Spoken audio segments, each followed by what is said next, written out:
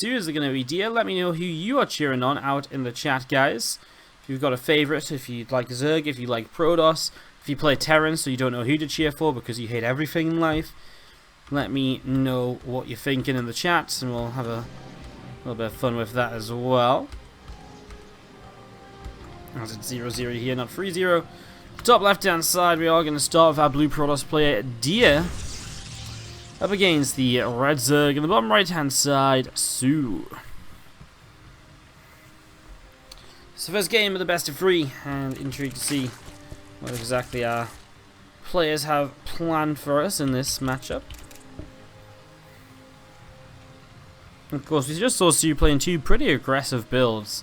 Whether he keeps that up against Dia after showing it against Trap, or whether he just knew that Trap was maybe not trying 100% because of his matchup against Dark in the GSL finals, well, we'll see. Either way, obviously soO has the choice right now as to how he's going to approach this.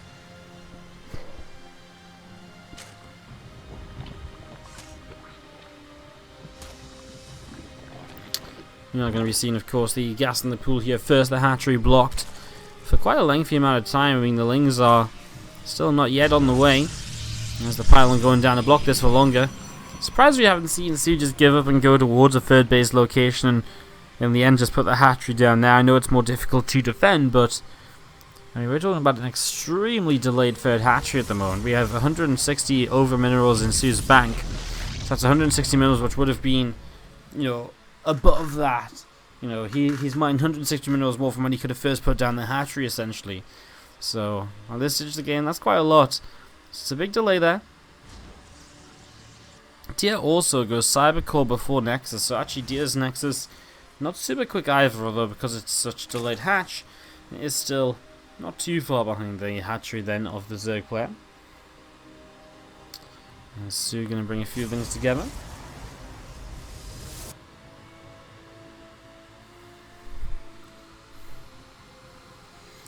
Rotron, the choice again here from soO, and that's a very early Rotron, right? I mean, that's I'm going to kill you at before the 5-minute marker Rotron. So soO again continuing to just play super aggressive. He's just like, you know what? I don't like PvZ, so I'm just going to end it in the first 5 to 8 minutes of the game, and if it doesn't end, well, I'm screwed. So yeah, another fast aggressive opener.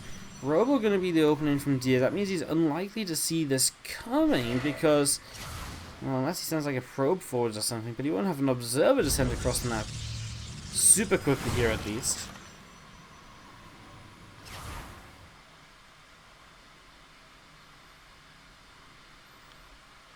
Six roaches coming in, link speed is about to complete. So that link speed coming through in a moment or so. Nice couple of lings there already. Might be able to get a probe, especially with link speed coming in. Adepts are going to cancel their shade across the map. That's really nice, because now actually these adepts are not across the map to see the roaches coming.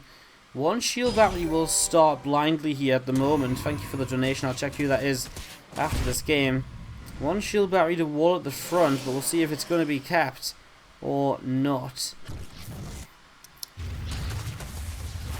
Lings back on probes. Finally the Stalker going to get the kill there, and I think the shield battery got cancelled, as again these adepts just don't know anything about this. Oh my god, still doesn't know, as now he's going to find out. Dia, oh my god, cancels the shade. He is in so much trouble. He starts up 2 shield batteries. He's got an Immortal going to come down the ramp in a moment or so, but he should lose power to the pylon at the front here.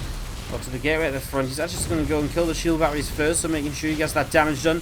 Like this, Ling's peeling away to deal with the Immortal. Roaches and Ravagers targeting it quite nicely as well. It's a lot of probes going down, and soO's attack is just going to march on in and, well, kill a ton of probes, kill the Immortal. And soO's just going to march straight through to victory. Man, we are seeing a lot of smart enough to check it, so game 2 coming up between soO and Dia.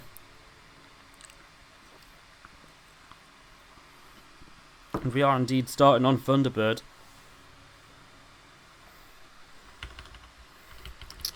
As we have to the bottom right side Dia, our blue Protoss player. To the top left hand side, up 1-0. We've got soO, our red Zerg player. Who on earth am I observing? There we go, that's fine. Call me or someone for a little bit. So yeah, Dia getting into a bit of trouble there early on. I don't know what the answer is to that. I mean, the Lings coming through and forcing those Adepts to shade home helped massively, because that really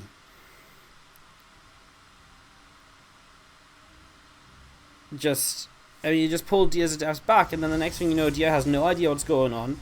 And so soO can just move straight across the map and do so much with the attack, right? And it really powers that attack. And, you know, if them roaches get scoured, 2 shield batteries are there when they arrive, the Immortal doesn't die, and it's a very different game. It's a very different game. Sorry guys as well, I know a few of you trying to use bracket commands, etc., but they are a bit broken today. I don't have my WardiBot turned on because it's on my PC at home, so no WardiBot today, apologies for that. Let me just quickly, I feel bad for this poor guy who's spamming !B in the chat, so here you go, there's your bracket for you. Tabbed all the way out for that, I hope you appreciate. Alright, well, just getting this set to go, man. I tell you what, Protoss buildings are so loud when they warp in. Like, they are super loud. Can you guys just shut up a little bit?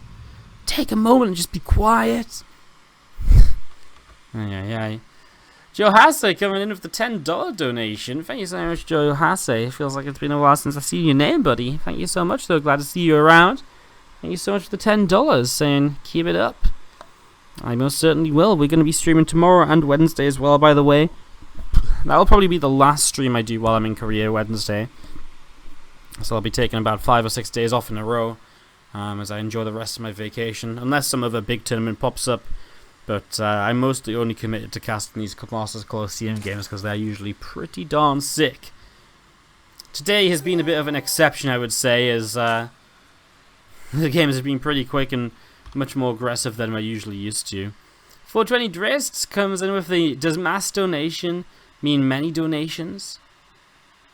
Yes, sure. I mean, that's what mass means.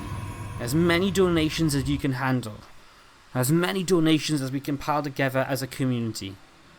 That's what our previous donator asked for. That's what we should give them. Because you know what they say, if someone in Twitch chat asks for it, you better give it to them. Hell will rise up and overtake the earth. And that's why Twitch chat is so powerful. It always gets its way.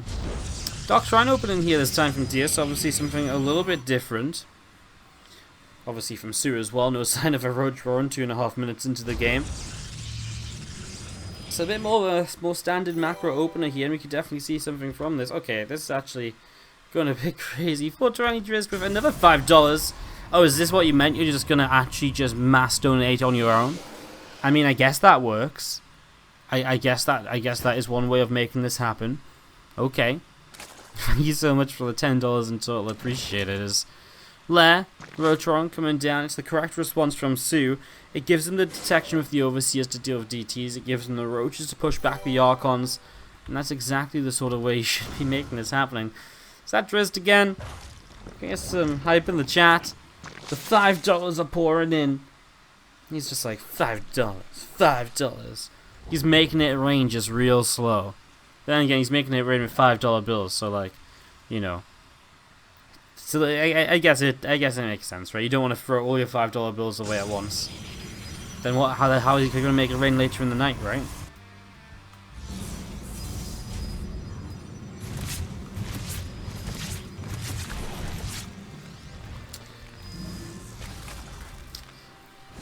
DT's coming through here. Is going to be seeing the third hatchery is in a little bit of trouble. Overseer wasn't ready, so the Queen's running around. Has got a lot of damage onto the Warp Prism, mind you, but it's going to lose another Queen right there, which is going to cause some trouble. DT's continuing to come forwards. They are now going to be lifted and saved. Definitely a bit of a troubling moment from soO, who wasn't quite ready to deal with that right there. Good defense as we're going to have these Roaches continue to gather together on the third base. Queens and Roach Speed coming through. A couple of Archons also getting set to go. Just answer a quick question in the chat. Just a reminder that I am only on a single monitor. I'm just streaming from my laptop today while on vacation, so yeah, I do have to alt-tab, unfortunately, and do that kind of thing to see who's donating and stuff. It's a little bit silly. And also, same reason there's no WardiBot around, because it's on my PC at home. I usually run it from there, and I just don't have it set up to run from here, sadly. We'll just have to do without it. Nidus going to come down here from soO. So again, he's looking to really play super aggressively. soO is not messing around when it comes to aggression. Warp Prism getting very, very low. Very nearly does go down. See how this Nidus goes, guys. Thank you so much for the donations. I heard a couple more coming through from someone and a couple of different people as well now. I'll get to you guys after this game, because obviously this is heating up a little bit, and again, I don't want to keep tapping out to see who's donating all the time. So thank you so much. I really appreciate it. But let's see what happens, because again, that Nidus is coming up, and it is coming up in the corner of the main. Not going to be seen by Dia. So we have 70 army to 35. There's no shield batteries coming up. There's a third nexus finishing. Dia's probed up the third nexus as well. Man, there you go. Roaches and queens popping out in the main base. Obviously not too many, because there's a lot of roaches that are going to come in at the natural. And oh my god, he's going to instantly come through for the mortal, but I think he missed his opportunity, because I think he actually gave enough time there for the force field to come down to block those roaches off, which wasn't actually originally happening. Roaches now having a little bit of a fight, having some damage being dealt, as we're going to see units jumping back into the Nidus network. Roaches moving over to the right hand side, a DT warping in to defend. These units on the high ground got rid of one of the Archons that tried to defend as well. Oh my god, I love that Nidus, and he kills the Archon. Oh my god. Wow, this is actually falling apart right now, as we're going to be seeing roaches and queens on the third base picking this off. I mean, it's just those few immortals that are going to be very powerful, and it is only roaches, so you have to be very careful of that. I'm going to see the Nidus back up into the main, and that's obviously the goal here, just to try and avoid the key units while continuing to deal damage in soO. He's not won this game yet, but he's put himself into decent positions. The problem is the Nidus on the high ground is also going to be targetable here. The Overseer needs to come over. There is a DT in this, and the Overseers are nearby. You actually see Dia now recalling into the main, but oh, the Roaches are going to take that as an opportunity to jump on the Immortals. The Warp Prism's just in completely the wrong place, taking units over to try and get rid of the Nidus. That doesn't mean, it just means the Warp Prism isn't there to micro the Immortals. I mean, it comes back over now when there's 2 Immortals left. It's messy. soO's army supply is also dropping in all of this, though. The Queen goes down, the Nidus goes down, so reinforcements are slowed. Brand new Immortal pops out. Another one as well, and I think the last few Roaches of soO are going to get turned away here. I think that's a hold from Dia in the end. That was absolutely crazy. Hearing a bunch of subs come in. I think someone just bombed some subs, but I completely missed it in the craziness of this attack. So thank you so much. Again, I'm going to have all the shoutouts at the end of this game for you guys. Or maybe if the game calms down a bit, we'll do some shoutouts. But at the moment, it's still a little bit crazy. That Nidus wasn't saved there. A couple of Roaches just trying to get as many probes as possible to make the transition out of this a bit more of a reality. In the end, it really was just the Immortal count. I was criticizing maybe not having the Warp Prism in position to save the Immortals, but the Immortals truly did survive better than I thought they would, and because of that, the Immortals have kind of been the one unit to save the day here. Okay, well, I just saw that gifted sub bomb in the chat. Montian with the 20. What is actually going on? Because I think we just had 10 from maybe Drizzt, I think I maybe saw. Oh my god, this is actually crazy. What's happening? Donation train, sub bomb train. Viewership is ridiculous. What's up, everybody? How are you doing? Thank you so very much. We'll do all the shoutouts after this game, as we do calm things down just for a moment here. There is actually action across the map. There we go. Sorry, I'm stealing someone else's observing, so I saw it happen. I was like, no, I was about to click, and then they got there, so we are going to be seeing the couple of Immortals in the main base, pushing the Queen back a little bit. Roaches on the low ground, Roaches in the main. That Warp Prism gets super low. Problem is for soO, of course, he was pretty all in with that previous attack, and now he's only on Roaches trying to deal with Immortals. It's really tough for him, but the Spire is perhaps the one way into a position in this game where you can make something happen. There's not a ton of anti-air in this army of Dia pushing across. Of course, if he adds a couple of Archons in, though, it's a very different tale to be told, so let's see what happens here. I mean, soO, I don't think you can just make Roach Ravager as a way to defend this right now, as we're going to be seeing the Roaches poking in from the top side. There's a few more Stalkers brought into play. Yeah, I think Mutas are the best thing to make, but the problem is I don't think that wins you the game either right now as soO. So, I mean, even if you just mass Roach Ravager, there's just too many Immortals here, right? So I think we're going to go to a game 3. I think we're going to go to a game 3 as A couple of force fields drop down. Stalker's going to pull back. Sentries. Immortals making things happen here. Roach is taking a lot of damage. 4 more, 5 more Stalkers warping in as well. I mean, again, it's just the Immortal count is insane, and it's just more Roaches on the production tab. Nothing special, nothing fancy. No, sudden text. I mean, not even making the Mutalists, which I think, again, like, I think the Mutas might have been the best choice. If they're just somehow, I don't know. Maybe you kill the Prism, there's not enough anti-air, but I think that would even still would have. I'm hard pressed to think of the last time we had a donation train on the stream, actually. Like, it's the kind of thing that just doesn't happen a lot. Like, you know, we get sub bombs and people going crazy with subs and stuff like that. Quite often, but we don't usually get a bit of a donation train going, so that was a lot of fun. Thank you so much for the love, guys. Really appreciate it. Let's kick this off. To the bottom left, our blue Protoss player, Dia. Up against the red Zerg, top right, soO. Let me grab a drink of water after shouting out all those names.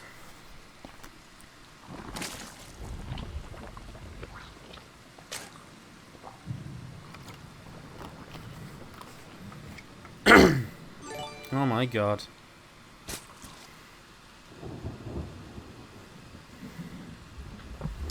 Just D with the gifted sub once again, this time to O'Leary W for that 56th gifted sub in the chat. So generous. Thank you so much.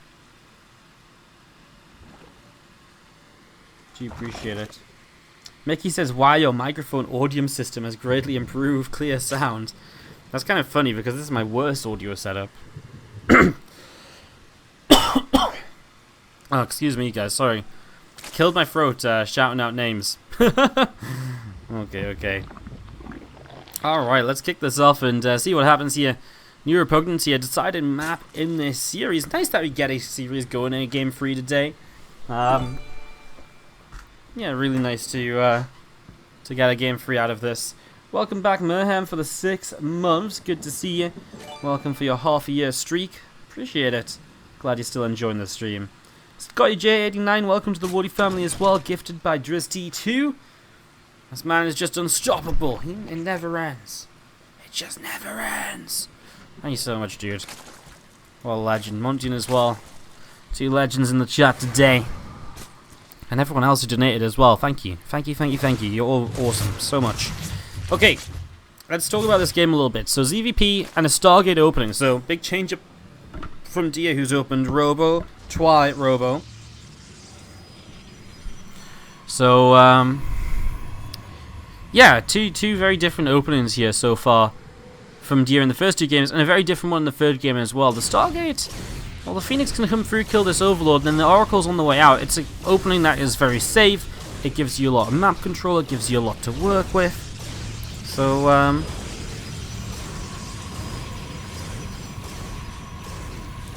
yeah.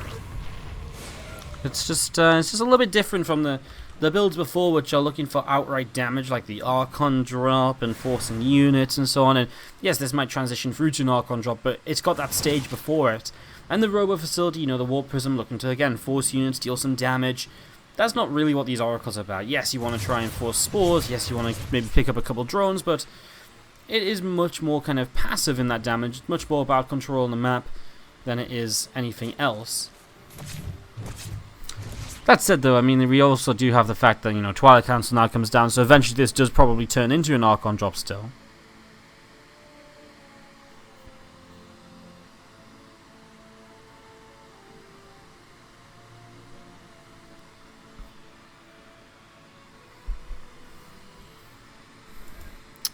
Feeling is moving through the center. And you just have a Bane nest dropping down from soO, so pretty quick Bane nest, although not really like on the verge of being all in or anything. It's actually going to be pretty good against this Glaive setup from Dia.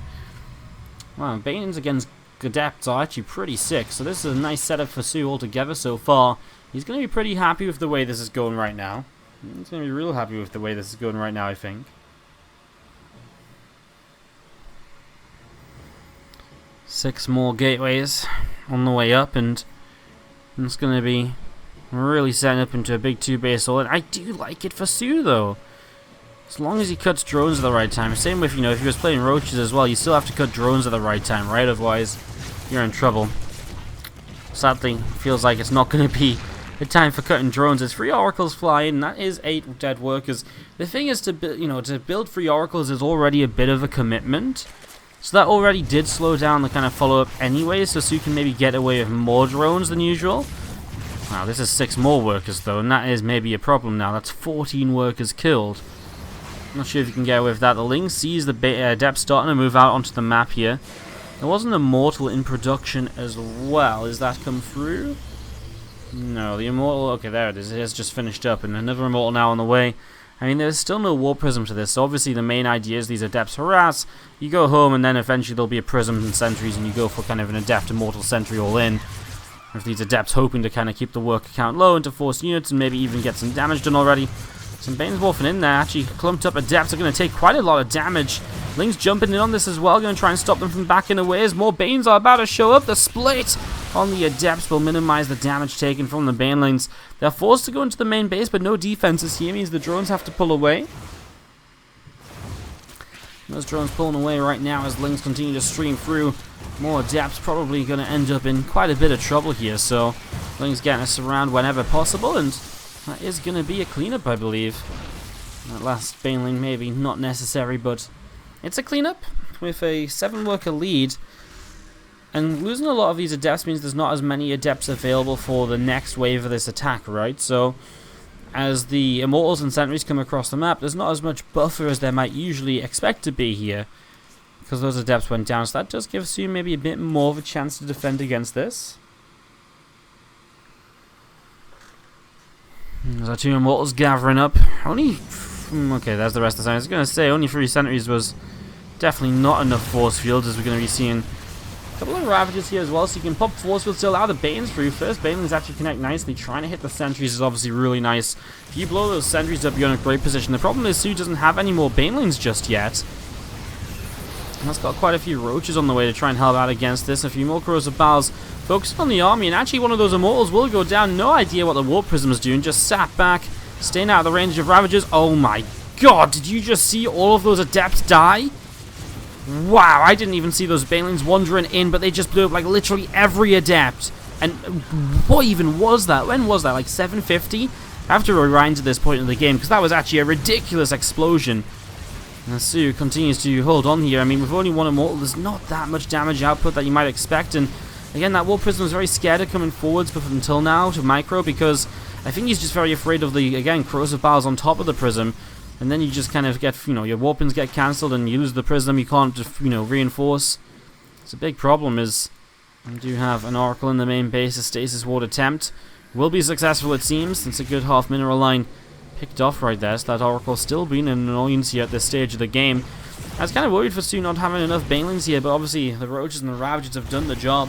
With a couple Banes mixed in, I can't quite get over that connection we just saw. That I mean, it was right there on the screen. I just wasn't looking at those Adepts at that time. They just all disappeared suddenly. I want to go and watch that again. I mean, soO's done the hard part of this, and now it's that point where you just sort of really are in control. Because if you want to go across the map, I mean, obviously this Prism's doing a great job of stopping soO from going across the map. But if soO does get across the map, it's going to become extremely difficult for Deer to find a way to survive. Like, really, really difficult. So, yeah, as 30 more Lings come up, you kind of get the idea that soO knows what he's doing. He knows it's time to be aggressive. Plus 2 million Bane speed on the way as well, so we might not see an attack until those upgrades finish. But that's a long time to sit on 51 drones for, so... Especially plus 2 attack. Maybe just Bane speed is going to be what you wait for, and then eventually plus 2 will finish along the way. Well, these units continue to gather together, and a few more Sentries being added in. A second Robo Facility as well, so really going to go quite heavy on the Immortals. 4 shield batteries being added on as well, really looking to get a defense set up on this third base location. Yeah, it looks like we are going to just be attacking with Bane speed, and plus 2 will just finish when it finishes, you know. There we go with the setup right now. The units are heading around to the top side. A few more Banes wolfing in right now as well, and we are going to be seeing the Lings, Roaches, and Ravagers starting to come through this, and first few force fields get popped by the Corrosive Bowels, next few force fields already used up, and Banes from the south side forces even more force fields already. The shield batteries get blown up, and this is just disastrous. Sentries are getting blown up all over the place, and those Immortals going down as well. It's going to be another few Adepts warping inward to no real avail. As roaches stream across the map, soO will be out of this group in first place. Dia will drop down to the decider match against the winner of Gumiho and Trap. And that's going to be really kind of a good fight on the lower bracket. So excited for that. Gumiho against Trap, and then the winner versus Dia. There's the GG. So I want to rewind. I think it was actually Sentries that died to this connection at 7. Let's just go to like 7:36 just to be sure. I'm pretty sure it was Sentries that actually died here. But man, it was a hell of a connection. I was just looking at the bottom side of the fight because these two Banelings just absolutely snuck in. So it's these two Banelings morphing at the back. It's the only two Banelings in the fight, right? Look at these two Banes, right? They morph in. You see what I mean? I'm like looking down here. I'm looking at this Corrosive Bile. I watch the Immortal Die. I'm like, ooh, okay. And the next thing I know, look at those two Banelings. They're literally the only two Banelings. What is that connection? All the sentries go down. That's absolutely disastrous.